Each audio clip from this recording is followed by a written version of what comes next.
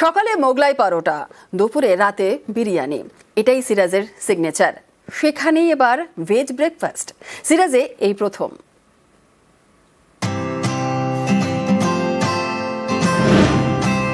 কলকাতা, এ শহরে কত কথা। গড়িয়াহাট একরকম, হাতিবাগান যেন অন্যরকম। এক এক জায়গার এক এক মেজাজ, এক এক সিগনেচার। যেমন মল্লিক বাজার পার্ক স্ট্রিট মোড়, গন্ধ দিয়ে যায় চেনা। বিরিয়ানির গন্ধ বলে দেয় এসে গেছে মল্লিক বাজার। Siraj signature. Siraj golden restaurant, 1941 থেকে যার পথ চলা শুরু। সিরাজ মানেই ব্রেকফাস্টে মোগলাই পরোটার সঙ্গে কখনো নিহারি, কখনো পায়া। খেতে খেতে মনে হয় থামতে মানা।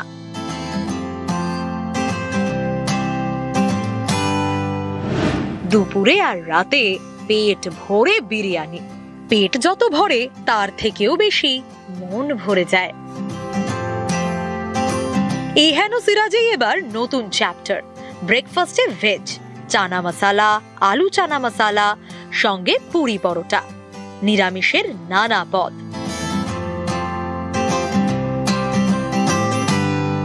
ব্রেকফাস্টে দেখুন আমাদের 12 মাস থাকে ডাল গোশ, মাটন স্টু, টমেটো স্টু, কিমা।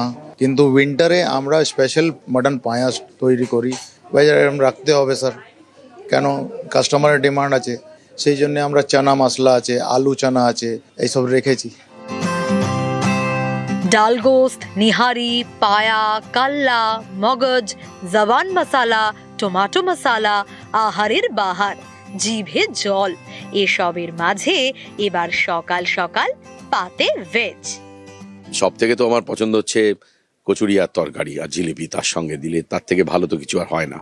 তবে আমি যেহেতু খেতে ভালোবাসি, সব ধরনের খাবারই খাই।